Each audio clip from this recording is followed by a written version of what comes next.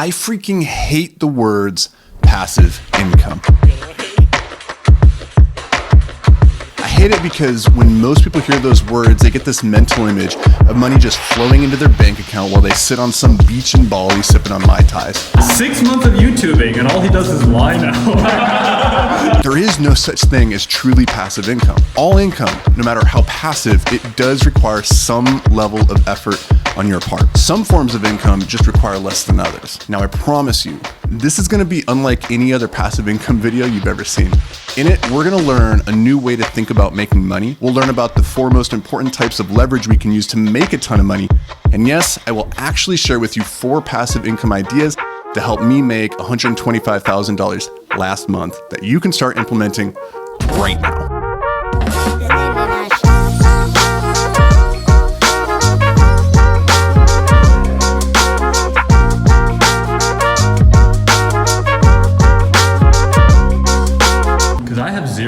No such thing as passive. Watch the video. Oh, you trickster. The truth is that all income resides somewhere on the spectrum between passive and active. The real question isn't whether or not your income is passive, but to what degree is your income passive? Or put another way, how passive is your income? And the thing determining how passive or active an income source is a little thing called leverage. So let's erase this idea of passive or active income from our minds.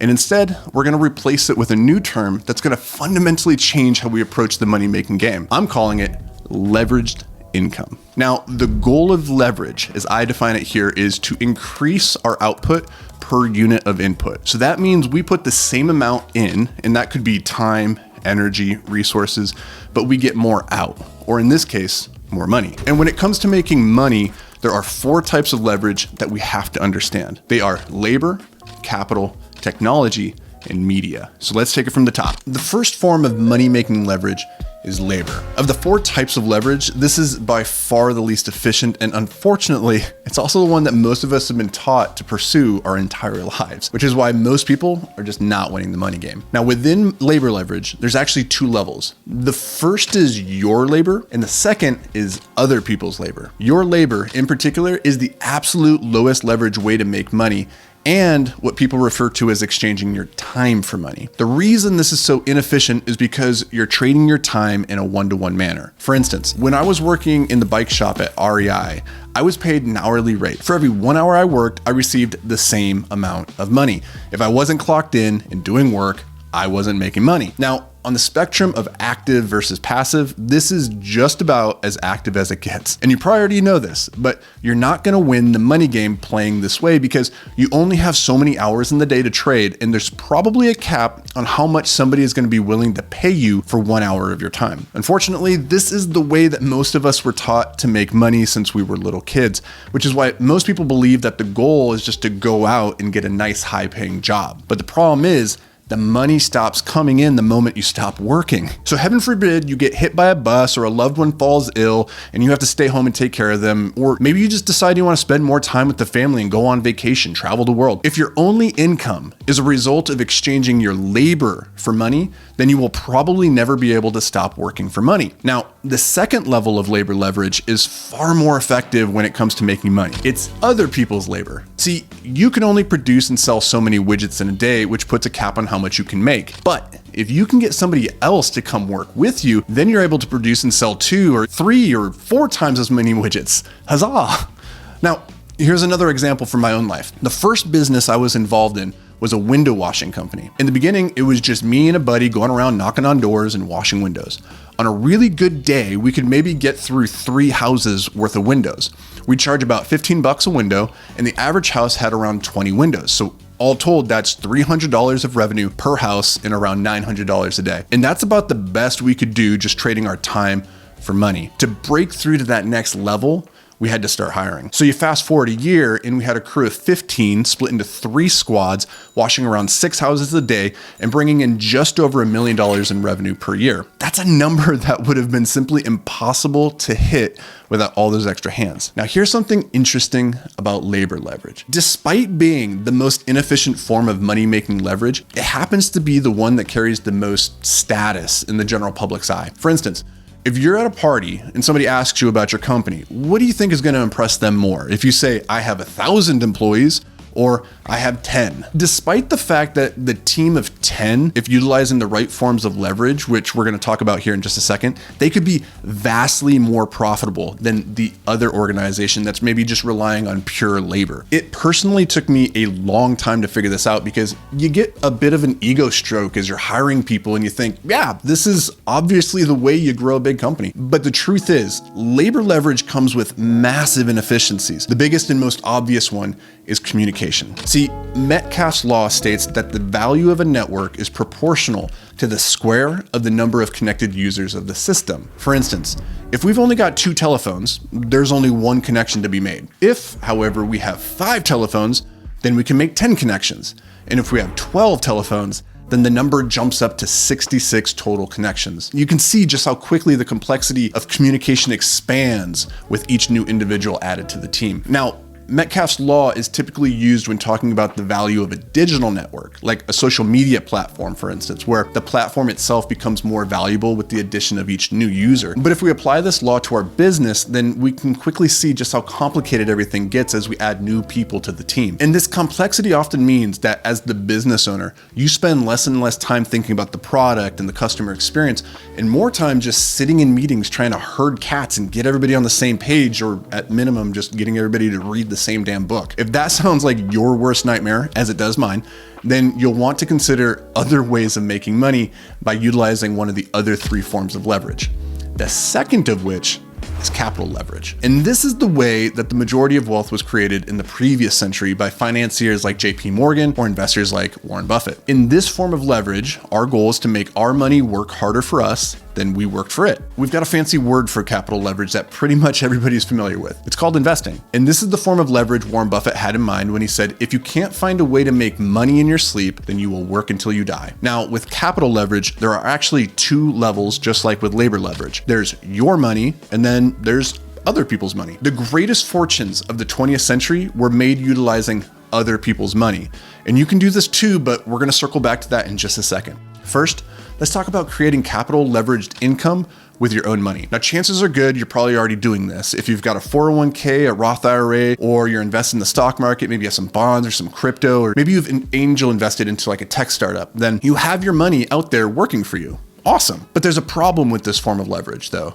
Namely, unless you're investing in highly speculative opportunities like angel investing into that tech startup, the chances of generating massively outsized returns are fairly low given how much risk is involved. So most people simply take their actively earned labor income from a W-2 and they put it into relatively stable opportunities like an index fund in the stock market, generating maybe 10% a year. Now, 10% is great, but you probably only have so much of your own money that you can put to work, right? Which means if you want to live solely off the fruits of your capital leveraged income, you're going to have access to really large sums of money. Let's break it down with some numbers. If you're making $100,000 a year right now and you want to generate that much in capital leveraged income so that you can achieve the ultimate goal that everybody has called financial freedom, then you're going to need a minimum of $1 million generating a 10% annual return so you can generate enough passive income to leave your job without having to decrease your quality of life. And by the way, that $1 million mark at a 10% rate of return is highly optimistic. In reality, you probably need closer to $2 million to maintain the same standard of life.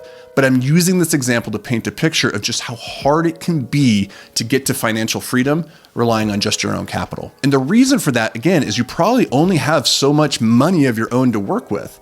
But that doesn't mean we should just entirely give up on capital leverage because, again, this is how so many great fortunes were created in the previous century, and you can too. They did this by leveraging OPM, or in other words, other people's money. Now, the great thing about other people's money is that there's a lot of it out there, and most people lack the time, energy, and knowledge necessary to allocate the capital themselves. And so they take their money and they give it to investment professionals or fund managers, general partners, or founders of businesses for them to allocate. Here's 2 examples of using other people's money that my private equity real estate firm utilizes right now. First, we use the bank's money by taking out a mortgage for 75% of the purchase price of an apartment building. So just to use simple numbers, let's say we want to buy $1 million apartment building. Instead of using $1 million of our own money, we go to the bank for financing and they give us a loan for 75% of the purchase price, or in this example, $750,000. They do this because they earn an interest rate on that mortgage of, let's say, 5%. Now, here's the really interesting thing. The money that the bank is giving us as a loan, it's not actually theirs. It's their depositors. See, the bank might give people like you and me a 3% interest rate for keeping our money in their savings account so that they can turn around and lend that same money to businesses like mine where the bank can earn 5%. They pay you and me, the depositor, 3% for our savings account, and they keep 2% all for themselves, and they never had to put $1 of their own money on the line. See what I mean about the power of using other people's money? Okay, so back to the original example with our apartment building for $1 million. So we got a loan for $750,000, which means we can now buy this building by only putting up $250,000 of our own money. And this is a really powerful form of leverage for building wealth because we're acquiring valuable cash generating assets despite perhaps not having a full $1 million to buy the building outright ourselves. Okay, so that's the first type of capital leverage that my company utilizes in acquiring real estate. But there's a second form which we use to fund the down payment, or that $250,000 that the bank expects us to come to the closing table with. This we do by raising capital from private investors or other private equity groups. In exchange for them giving us capital, these investors expect some pretty juicy returns, often north of 15 and 20%, which are returns that would be very difficult to achieve on the open market. And this, in a nutshell, is how we've acquired nearly $100 million of real estate over the past 3 years. Now, this was a grand simplification of a complex topic. If you're interested in learning more, I encourage you to check out our real estate focused channel at Multifamily Investing Made Simple. But I wanted to share this because capital leverage is one of the most powerful ways of producing incredible income. The downside is you have to have some highly specialized skills that would incentivize investors and capital allocators to give you their money. But if you can develop those skills, the sky's the limit for your leveraged earning potential. But truthfully, given the direction the world has been moving in the recent years, I'm actually way more excited about the last 2 forms of leveraged income I'm going to share with you because the barrier to entry here is so low, but the potential upside is nearly infinite. The first one is technology leverage, or more specifically, digital technology leverage. The most obvious opportunity here is in the world of coding and programming. Just think about Google, Facebook, Microsoft, or Apple.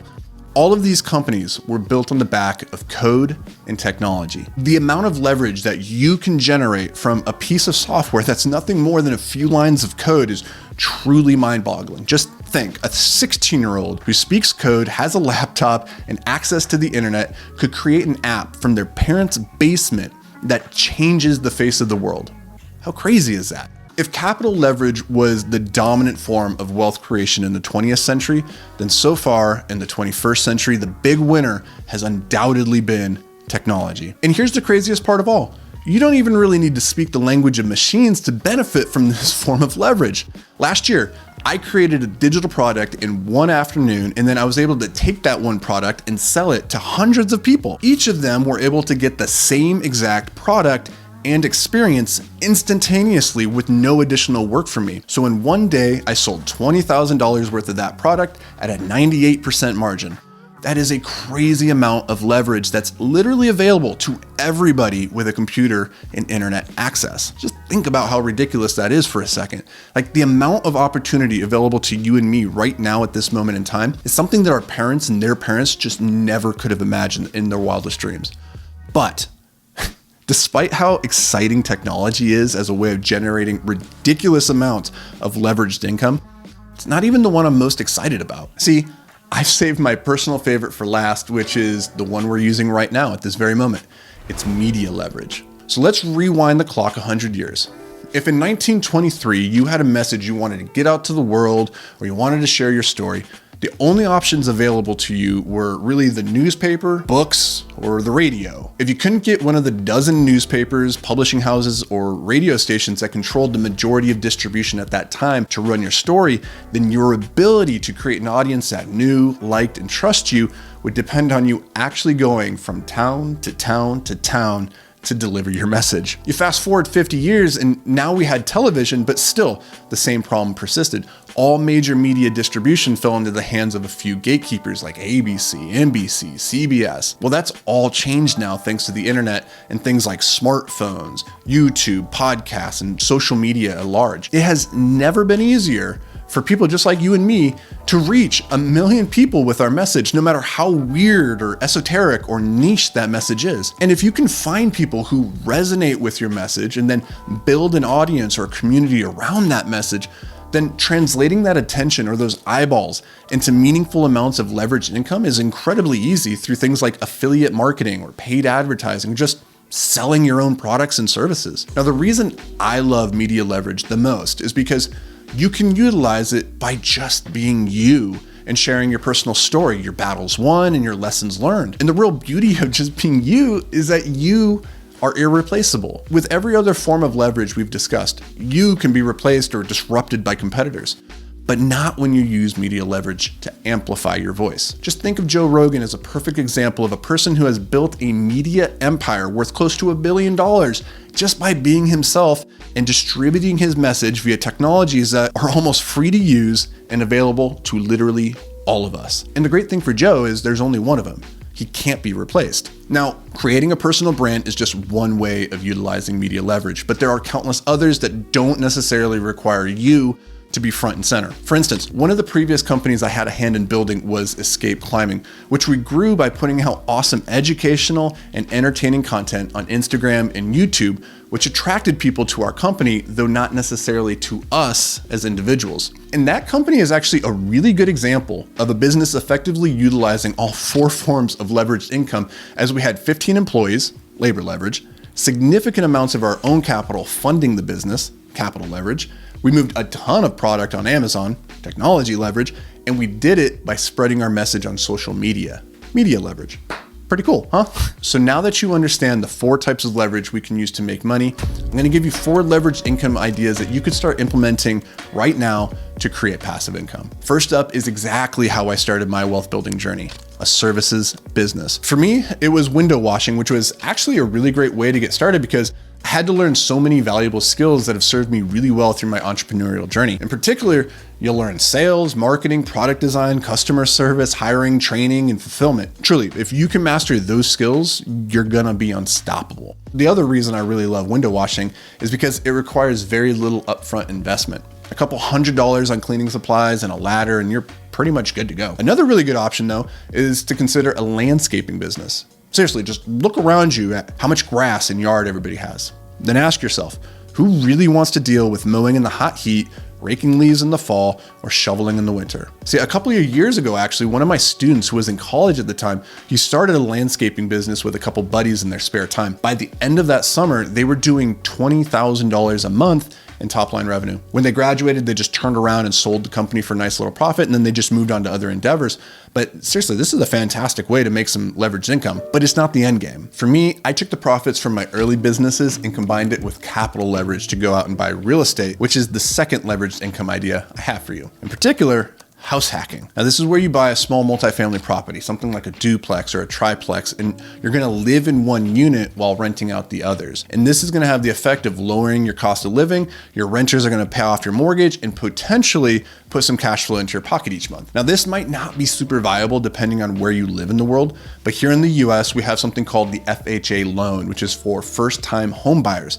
And there's 2 really great things about this product. First, you don't have to have fantastic credit. When I bought my first property, my credit was in the low 600s, so definitely not great, but it didn't hold me back. Second, with the FHA loan, you only need 3.5% for the down payment. So here's how that looked on my first property. I bought a triplex for $246,500, but I only had to bring around $7,500 to the closing table. Now, it's important to note that I also had $10,000 set aside in reserve just in case something happened with the property. But the important thing to know is that I was into this property, all told, for $20,000. And the really crazy thing about this property is that 9 months later, it had appreciated for $125,000 more than what I paid for it. So I utilize what's known as a HELOC, or a home equity line of credit, to extract that equity from the first building, and I used it to go buy a second. This right here is known as increasing your velocity of capital, and it can truly be a game-changing strategy that's more accessible than you might even realize. Okay, next up in our leveraged income ideas is a really interesting one, because theoretically, the only thing you need to be good at is sales and digital marketing. It's called affiliate marketing, and here's just one way you can make it work for you. Now, the gist of affiliate marketing is that you find a product that you really like, and then you go to the seller, you work out a commission that you earn every single time you send them a customer. It's great for the company with the product because they're getting customers, and it's great for you because you don't have to worry about product design, customer service, or fulfillment. All you've got to worry about is mastering how to drive traffic that converts into sales. Here's one avenue you could pursue, and I have friends who have done incredibly well with just this one. Truthfully, if I was starting all over from scratch with nothing but my current skill set and $1,000, this is probably where I would start. With that said, you're gonna need to be skilled in a few areas to make this one work, but those skills are very worth acquiring regardless of what you plan on doing in life. Okay, so here's what you do step by step. First, go to somebody who has an online course or a digital product that you really love and that you know can bring people value. You go to that creator and you work out an affiliate deal where maybe you get 20% of every customer you send their way that ends up buying the course. If the course sells for $100, then you make 20. The next part in the equation is to build a landing page. This is the place you're going to drive your traffic, and if it's designed properly, it's going to convert leads into happy paying customers. For an example, what this might look like, I'm going to drop a link for the landing page to my hyper-focus masterclass in the description below. So just go through that to get some ideas and figure out what you need to have. Okay. So once you have your landing page, you now need to drive traffic. And the quickest way to do this, in my experience, is through Facebook and Instagram paid advertising. So you're gonna go over to Facebook, you're gonna create some ads, and then you're gonna drive traffic to your landing page. When you get your ads and landing pages dialed in, you could easily afford to pay $10 per customer in advertising costs, knowing that you're gonna make twice that on the back end. Then it's just a matter of scaling your ad budget. Now, with all that said, the variable here that's going to determine your success and failure is how good you are at designing a landing page, your copywriting skills, and your understanding of paid advertising. Luckily, the internet is full of free resources on all of these topics, so just get out there and start learning. And last but not least on our list of leveraged income ideas is to create a media empire. Okay, so maybe that's a bit dramatic, but I truly believe everybody has a unique story to share. And if you can just tap into that story and figure out how to share it with the world in an authentic way that delivers value to the audience, then you can create a tremendous amount of passive income. These three areas of my own media empire have served me really well: YouTube, podcasts, and books. Now, of all the forms of leveraged income, this is the one that will take by far the most time and energy on the front end to get the flywheel going. But if you stick with it and you stay consistent over a long enough period of time, it can also potentially be the biggest. And I really don't want to gloss over how hard this one can be to get meaningful traction. For myself, I'd been creating videos, writing books and articles, recording podcasts. I've been doing it all for years before anybody really started paying attention. In the beginning, it's definitely going to feel like a waste of time, but the skills and abilities you're developing along the way, those are the key to your success. So don't fixate on the number of downloads you're getting on the podcast or how many likes you're getting on a video. Those will come with time as you continue to level up. But if you stick with it, if you keep iterating, you keep improving, then of all the forms of leverage we've discussed in this video, I think you'll find that media leverage is going to be the most rewarding. And I'm not necessarily just talking about from a monetary perspective. Truly, the conversations and relationships which come as a result of building your own platform and engaging with an amazing audience just like yourself, well, that truly is worth more than all the passive income in the world. So with that said, thank you so much for being here and being a part of this amazing community. If you got any value out of this and you're not already a part of the community, well, let's change that. Go down there, hit the subscribe button, and we'll see you in the next video. But until then, stay hyper-focused, my friend.